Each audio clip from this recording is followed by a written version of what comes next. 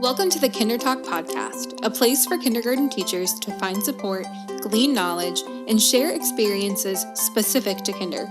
I'm Natalie, a kinder teacher turned kinder teacher supporter, and I can't wait to dive into the unique world of kindergarten together. Hello, everyone, and welcome back to the Kinder Talk podcast.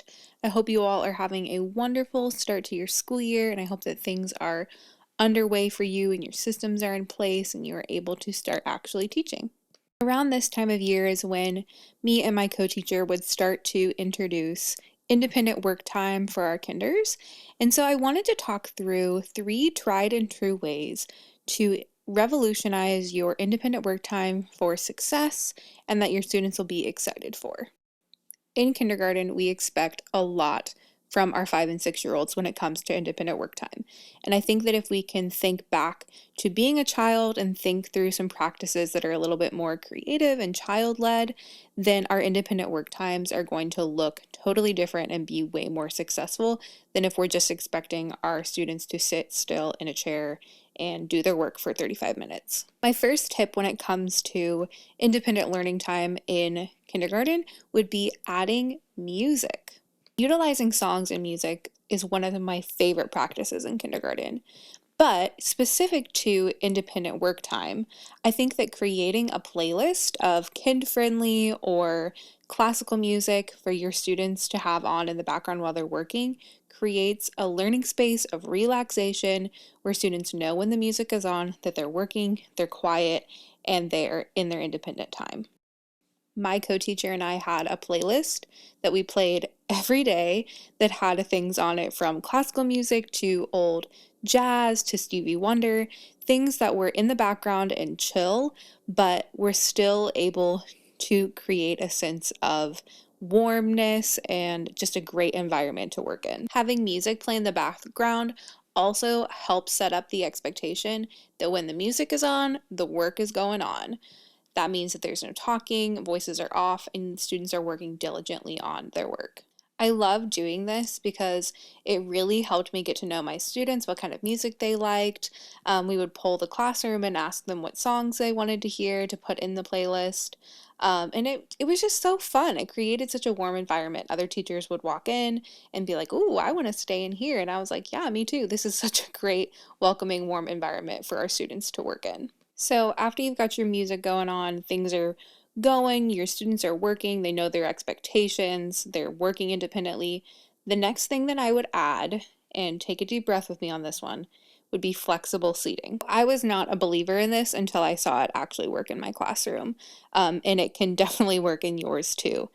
I am not talking about the kind of flexible seating where you have couches and poofs and bean bags. If you have that, wonderful.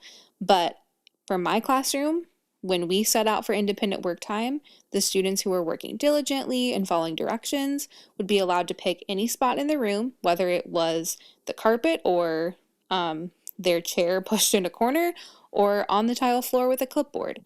It made it fun and it made it their own personal space where they could focus on working, and I saw huge success with independent work time in this. This is not something that you can put into practice on the first day of school or even probably in the first month of school. Your students really need to have the expectations of independent work time mastered before I think they can handle flexible seating during independent work. But once they have those expectations down, this is a magical way to get your students bought in to working independently. It creates a space that they choose, that they want to work in, and it really just makes your independent time magical. We did not do this every single day. If your students are doing a cut and paste activity or something that requires a lot of steps, it's not necessarily the most ideal. But if your students are just working on a worksheet or coloring, putting this into practice can be such a great way to keep students motivated. This also helps with behavior because students who oftentimes are off task or things like that know they're going to lose their flexible seat choice if they can't stay on task. And so it kind of works itself out behaviorally because students want to stay in that space that they choose. It's fun, right? It's like being a kid. You get to choose your own special spot. So you've got your music going, your flexible seating going. The next thing that I would try would be working up to a level 1 voice, or allowing students to have a period of silence and then a period of talking. All of these practices build on each other, right? You have to work up to having music in the classroom. You have to work up to being able to have flexible seating. And just like voices, they have to work up to being able to talk to their neighbors. If we give students a little bit of freedom when it comes to independent time, whether they know it or not, they will thrive. If you give them a place to sit that's not their seat, they're going to love it. If you let them whisper to their neighbor for 10 minutes at the end of independent work time, they're going to think it's a treat. Giving them a little bit of freedom and remembering that they are 5 and 6 years old is going to help you create a space that's warm and welcoming to have their independent learning time in. My suggestion with this would be to start your music playlist, have your students work independently at their desks for 5 minutes, have a timer go off, voice level 0, no talking, have your students intermediately move to different spots in the room for their flexible seating, 10 to 15 minutes more of independent work time at a level 0, no voices, and then have another timer go off and have your last 5 to 10 minutes, whatever your students can work up towards, be talking time. Let them have some time of their own as they've worked diligently.